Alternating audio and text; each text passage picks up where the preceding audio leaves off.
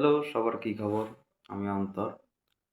তো অনেকে বর্তমানে অনলাইনে বা অফলাইনে অনেকেরে বিভিন্ন ভিডিও বা পোস্ট থেকে বা অনেকে ইনকাম দেখাচ্ছে। ভাবছেন আপনারা ফ্রিল্যান্সিং শুরু করবেন। তো আজকে আমরা ফ্রিল্যান্সিং মানেটা কি সেটা নিয়ে কিছু আলোচনা করব। ফ্রিল্যান্সিং হচ্ছে মূলত আপনারা যেটা বুঝেন সবার থেকে একটা স্বাধীন পেশা। আমি বলি এটা স্বাধীন না। এটা একরকম পরাধীন পেশাও। আমরা যেটা টাইম বেঁধে কাজ করা বলি, ধরেন 9 to 5 জবস, এগুলাকে আমরা মনে করি এগুলো পরাধীন পেশা। কিন্তু ফ্রিল্যান্সিংও অতটা স্বাধীন না যতটা আপনারা মনে করেন। ফ্রিল্যান্সিং মূলত আপনি মনে করেন আপনাকে রাতে ৩টা বাজে একটা ক্লায়েন্ট মেসেজ দিলে আপনি মাত্র শুতে যাচ্ছেন। তখন ওই টাইমে যখন আপনার মেসেজ দেয় আপনি ঘুমে চোখ মেলতে পারছেন না। কিন্তু ক্লায়েন্টটা আপনাকে অর্ডারটা অনেক বড়ও হতে পারে, অনেক ছোট হতে পারে, কিন্তু আপনার মেসেজটা রিপ্লাই দেওয়া দরকার। কারণ এটা আপনার ইমেজের বিষয়।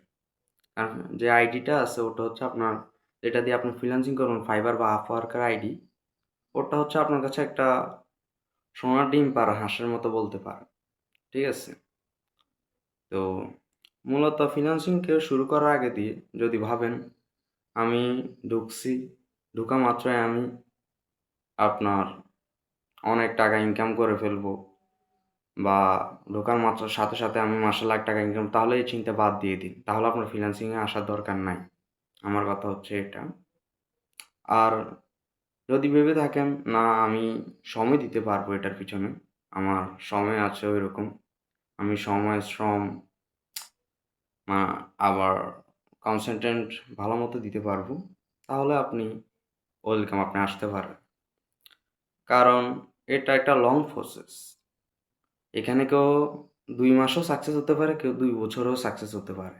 ঠিক আছে?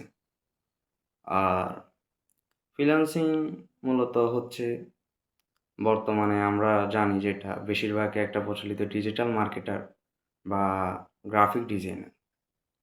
তো এর বাইরেও আরও কিছু এমন আছে, আসতে পারে সামনের দিকে। বর্তমানে এআই কাজটা বেশি চলছে। আমি অতটা জানি না। কারণ আমি নিজে একজন ডিজিটাল মার্কেটার। আর আমি ফ্রিল্যান্সিংয়ে জয়েন করছি, বেশি দিন হয় নাই।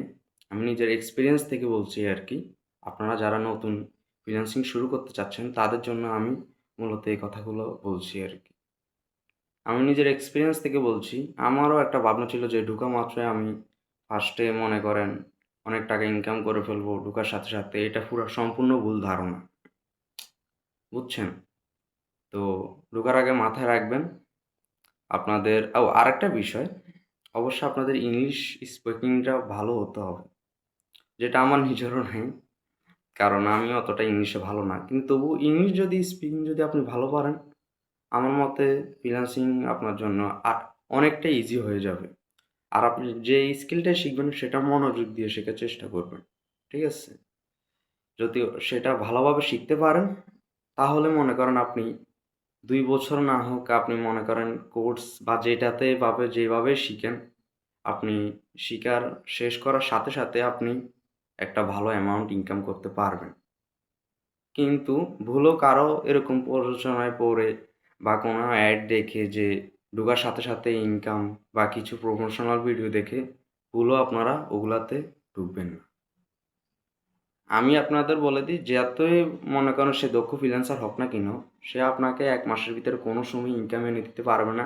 হ্যাঁ, দিতে পারে। সহজ একটা কাজ দিল, আপনি করে দিলেন, এমন হচ্ছে সে পে করে দিল। কিন্তু আপনি মনে করলেন আপনি বায়ারের থেকে ইনকামটা পাচ্ছেন। এটা সম্পূর্ণ ভুল ধারণা। ঠিক আছে? তো ঢুকবেন, অনেকে যেটাই করেন, কোর্সে ভর্তি হলে অন্তত মানে আপনার অনেক টাকার প্রয়োজন। মূলত ১০-১২ হাজার এরকম লাগে। যতটা আমি জানি, আমার ধারণা যেটুকু। আরও বেশি লাগতে পারে। কারণ এক আইটি ফার্ম আছে একেক রকম। ভালো দেখে একটা আইটি ফার্মে ঢুকবেন। মূল কথা হচ্ছে এটা। তো আজকের মতো বিদায় নিচ্ছি। কথা হবে আবার, নতুন কোনো বিষয় নিয়ে আলোচনা হবে আরেকটি নতুন ভিডিওতে। আসসালামু আলাইকুম। আমার পক্ষ থেকে সবাইকে।